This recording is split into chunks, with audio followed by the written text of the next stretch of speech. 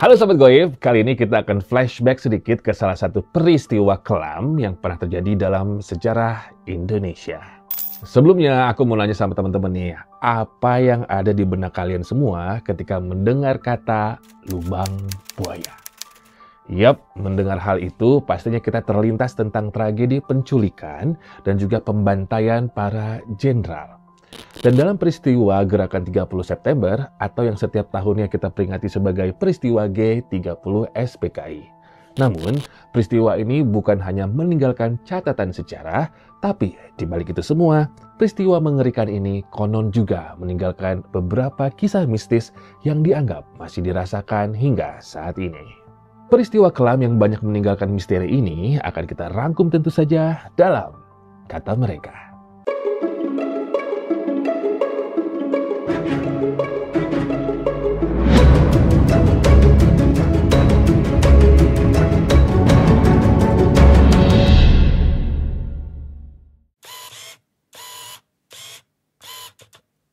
Tentunya Sobat Goib pernah mempelajari ya sejarah G30 SPKI ini saat duduk di bangku sekolah. Yap, betul banget. Tapi sebelum membahas asal-usul dari lubang buaya itu sendiri, kita akan ngebahas terlebih dahulu nih sejarah terjadinya peristiwa penculikan dan pembantaian massal G30 SPKI. Peristiwa Gerakan 30 September ini berawal dari munculnya pemberontakan terhadap pemerintah Indonesia di tahun 1965. Sebuah gerakan organisasi anggota militer dengan unsur komunis dari Satuan Pasukan Pengawal Presiden yang bernama Cakra Birawa. Di bawah pimpinan Letnan Kolonel Untung Syamsuri, gerakan ini dinilai memiliki kepentingan di bidang politik, yaitu melakukan kudeta terhadap pemerintahan Presiden Soekarno pada saat itu. Dan tentu saja merubah Indonesia menjadi negara komunis. Karena sempat beredar kabar bahwa Presiden Soekarno kala itu mulai jatuh sakit. Dan juga munculnya isu perebutan kekuasaan jika sang presiden meninggal dunia. Karena faktor itulah, gerakan komunis ini akhirnya memiliki rencana untuk melakukan upaya penculikan terhadap para jenderal TNI Angkatan Darat. Tujuannya adalah untuk melumpuhkan kekuatan militer dalam pemerintahan kita. Para jenderal yang menjadi target penculikan saat itu diantaranya adalah Ahmad Yani, Suprapto, S. Parman, MT Haryono, DI Panjaitan, dan Sutoyo.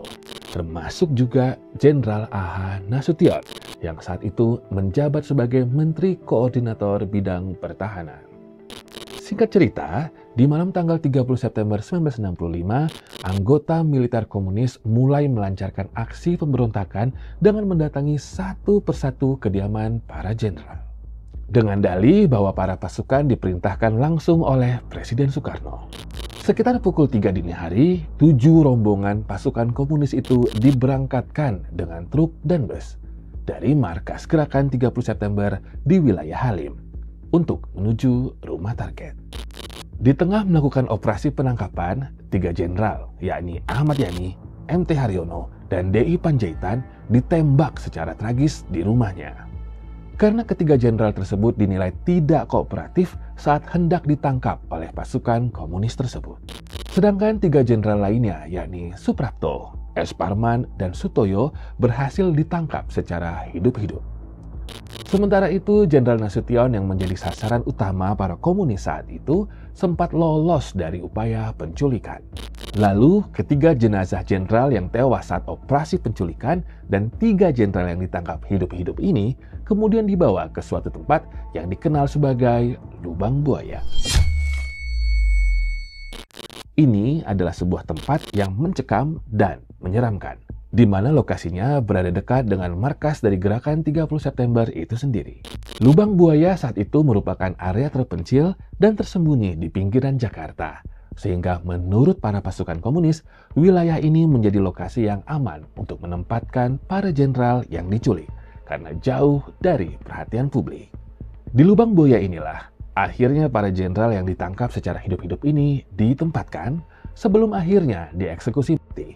Para jenderal yang masih hidup ini sempat disiksa dengan cara yang sadis. Mereka tidak diperlakukan selayaknya jenderal saat itu.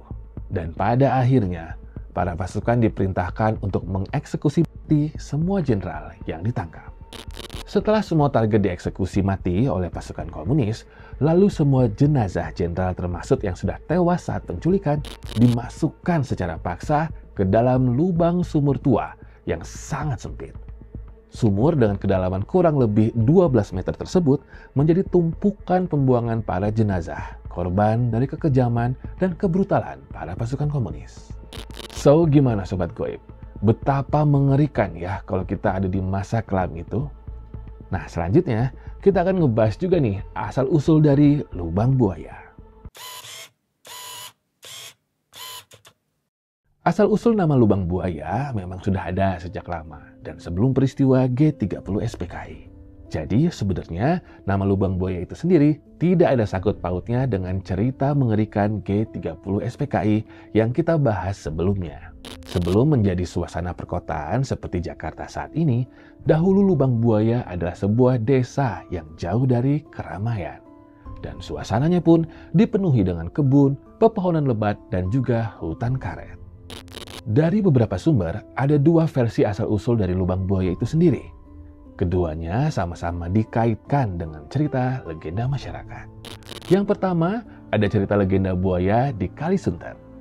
Dilansir dari situs perpustakaan Badan Standarisasi Nasional, nama lubang buaya sendiri berasal dari cerita legenda yang menyebutkan adanya sekumpulan buaya yang hidup di sungai atau kali dekat kawasan tersebut.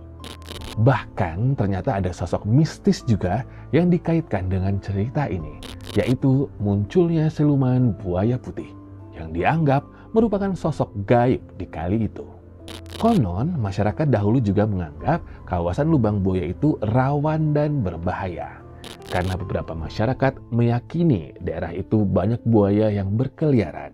Sehingga buaya-buaya itu membuat lubang sebagai tempat untuk bersarang.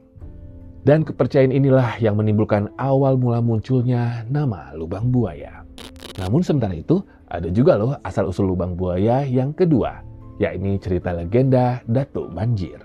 Cerita lain menyebutkan jika penamaan Lubang Buaya ini diberikan oleh seorang ulama sakti yang disebut sebagai Datuk Banjir, atau yang dikenal sebagai pangeran bernama Syarif Hidayatullah. Datuk Banjir ini pernah menorehkan kisah legenda, yakni berkelahi dengan sosok siluman yang berwujud buaya putih. Dan diyakini juga sebagai sosok gaib penghuni kali. Setelah berhasil menaklukkan sosok gaib tersebut, akhirnya Datuk Banjir memberi nama wilayah tempat ia mengalahkan siluman buaya putih tersebut dengan sebutan Kampung Lubang Buaya.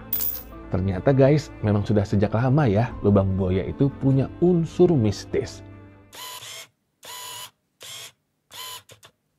Tidak hanya cerita legenda Lubang Buaya yang berkaitan dengan unsur mistis, ternyata pasca tragedi peristiwa G30 SPKI semakin menambah daftar panjang kalau Lubang Buaya ini beraura gaib. Misteri Lubang Buaya ini meninggalkan jejak mistis dan konon dirasakan masyarakat hingga saat ini. Muncul aura menyeramkan ketika mendengar kata Lubang Buaya. Karena Lubang Buaya menjadi saksi bisu dari peristiwa pembantaian para jenderal oleh kekejaman komunis pada saat itu. Beberapa fenomena mistis pun akhirnya berkembang di masyarakat dan gangguan-gangguan tak kasat mata. Seperti ada warga yang sempat mendengar derap langkah sepatu tentara yang sedang baris berbaris. Lalu ada yang mendengar teriakan suara minta tolong dari lubang sumur maut tersebut. Diduga suara itu adalah teriakan sosok para arwah korban dari keganasan peristiwa dan pemberontakan komunis. Hingga muncullah asumsi beberapa penampakan gaib yang diduga adalah tentara tanpa kepala dan berwajah rusak. Selain fenomena mistis, beberapa mitos yang dirasakan warga sekitar pun masih sangat kental unsur gaibnya. Salah satunya mitos yang sempat diyakini warga adalah larangan untuk anak-anak bermain di sekitar area Lubang Buaya. Ini semua karena mitosnya anak-anak ini nantinya dimakan oleh buaya ataupun dibawa oleh makhluk halus. Nah Sobat Goib, kira-kira fenomena mistis mana nih yang kalian percaya? Setelah memunculkan beberapa kisah dan juga tragedi, Lubang Buaya kini dijadikan Museum Pengkhianatan PKI yang ada di wilayah Cipayung, Jakarta Timur. Berada satu wilayah dengan monumen Pancasila Sakti yang diresmikan oleh Presiden Soeharto pada saat beliau memimpin pemerintahan. Suasana Lubang Buaya kini tak lagi seperti zaman tragedi kelam G30 SPKI. Sudah padat penduduk dan ramai hiruk-pikuk manusia di sekitarnya. Walaupun Lubang Buaya kini sudah menjadi tempat wisata bersejarah, namun kekuatan mistis yang diyakini berasal dari Lubang Buaya itu masih tertinggal sampai saat ini. Hal itu pun masih menjadi bahan perbincangan yang dirasakan masyarakat ketika berkunjung ke sana. Dan juga masih banyaknya misteri-misteri dari Lubang Buaya yang belum terungkap. Kisah dari tragedi Lubang Buaya tadi menjadi peristiwa kelam dan sangat membekas bagi sejarah Indonesia. Sebuah peristiwa yang tidak boleh terulang. Perbincangan mengenai komunis hingga saat ini masih menjadi hal yang sensitif untuk dibahas. Namun, kita harus tetap menjaga ya warisan budaya yang sudah dibuat oleh leluhur kita. Tentu saja ini semua agar masa depan negara kita tetap utuh terjaga. So guys, terima kasih banyak. Sampai jumpa di Kata Mereka selanjutnya.